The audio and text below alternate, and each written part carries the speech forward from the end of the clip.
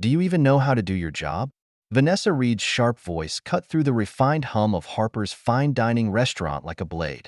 Heads turned, conversations faltered, and glasses froze midair as a ripple of tension spread through the opulent room.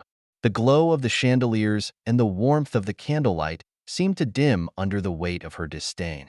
Vanessa leaned back in her chair, her diamond earrings catching the light as she glared at a young waitress, who stood frozen, her hands trembling slightly.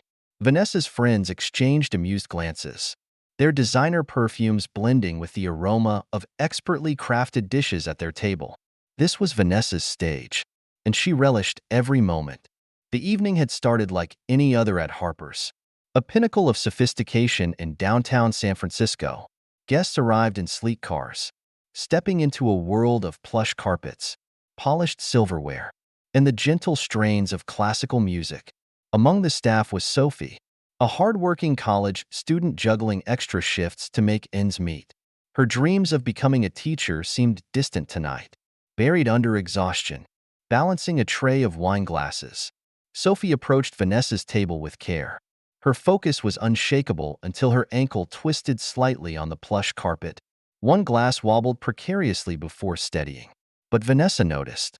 Her piercing gaze landed on Sophie, and a cruel smirk tugged at her lips. Unbelievable. Vanessa muttered loudly enough for Sophie to hear. They'll hire anyone these days. Muffled laughter bubbled from her friends, sharp and biting.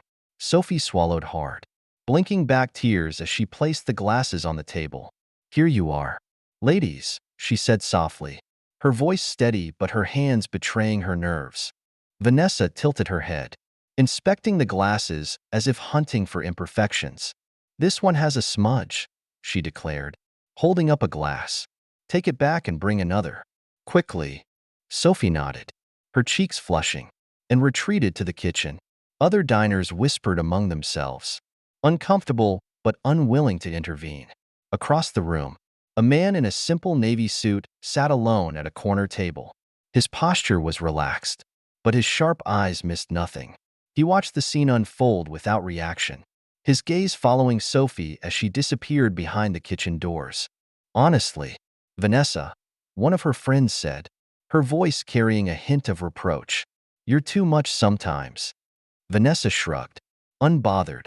It's not my fault if people can't do their jobs properly. Standards matter. Ladies, if I don't speak up, who will? Her friends murmured half-hearted agreement, though discomfort flickered across their faces. Vanessa remained impervious, thriving on control and the sound of her own voice. When Sophie returned with a fresh glass, her hands steadier this time, Vanessa barely acknowledged her. Finally, she muttered with a dismissive wave. Maybe next time. Don't take so long. Sophie's quiet, yes, ma'am, was drowned out by Vanessa's laughter as she walked away. But not before the man in the navy suit caught her eye. His expression held a mix of empathy and quiet resolve. Sophie hesitated for a fraction of a second before moving on. Shortly after, Vanessa's meal arrived. She inspected her steak with a critical eye. Is this supposed to be medium rare? She demanded, pointing at the dish with her fork. It looks overcooked. Sophie, who had just set down the plate, stepped back nervously. I'm sorry, ma'am. I can take it back and have the chef prepare another. Vanessa rolled her eyes dramatically. Do you think I have all night? Just fix it and hurry. Her friends giggled again, but the sound grated on the nerves of nearby diners. Sophie hurried to the kitchen, her face flushed. This wasn't the first rude customer she dealt with, but something about Vanessa's deliberate cruelty stung deeper. The man in the navy suit leaned back in his chair, setting down his fork. He gestured subtly to the restaurant manager, who approached him. They exchanged quiet words, and the manager's face tightened with concern. Whatever had been said, it set something in motion. Back at Vanessa's table, the mood was jubilant. She reveled in her control over Sophie. Did you see how she almost dropped the tray earlier? Vanessa said, laughing. She looked like a baby deer trying to walk. The laughter that followed felt strained this time. Other patrons exchanged uneasy glances, the atmosphere in the restaurant growing heavier. When Sophie returned with the corrected plate, she placed it down gently and stepped back. Here you are. Ma'am, the chef prepared this fresh for you. Vanessa sniffed. I guess it'll do. Next time, get it right the first time. Her voice was loud enough for everyone nearby to hear. Sophie's hands clenched at her sides as she walked away, her composure threatening to crack. From his corner, the man in the navy suit stood and approached the manager again. Their conversation was brief but clearly decisive. Vanessa, oblivious to the undercurrent in the room, continued her stories about luxury vacations and shopping sprees, her voice filled with exaggerated humor. But the dynamics of the evening were shifting, and Vanessa was about to lose control. She thinks she's untouchable, the manager muttered to the kitchen staff. But she's about to learn otherwise. Sophie paused mid-step, confusion flickering across her face. Who was the man in the navy suit? And why was he involved? Despite her exhaustion, a glimmer of hope sparked inside her. The man in the navy suit rose from his chair and adjusted his cuffs.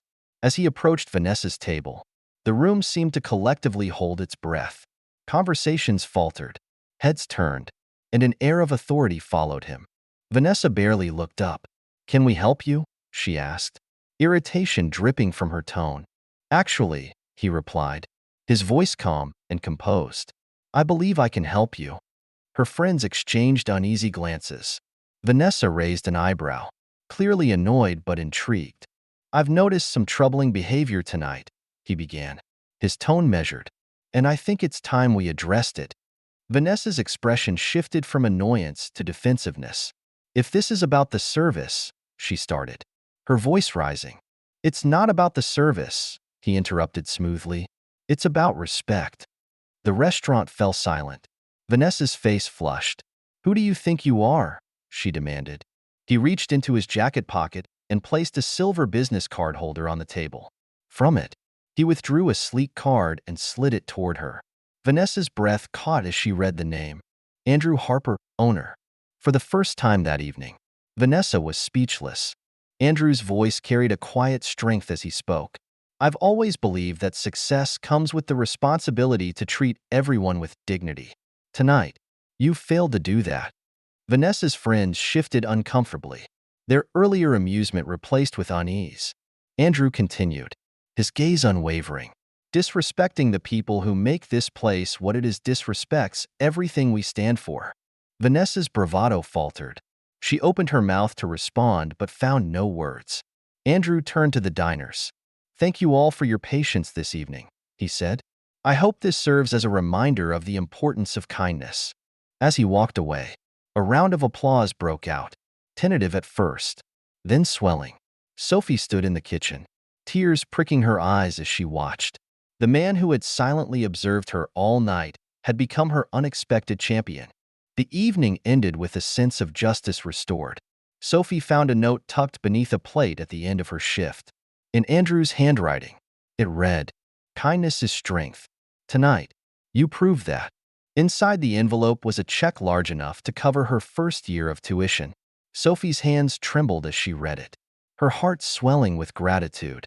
She felt seen, valued, and empowered in a way she never had before. As Vanessa stormed out of the restaurant, gripping her purse tightly, she caught a glimpse of her reflection in the glass doors. For the first time, she barely recognized herself. The cracks in her carefully constructed armor were impossible to ignore.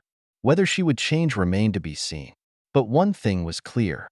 The narrative she controlled so fiercely was no longer hers to command.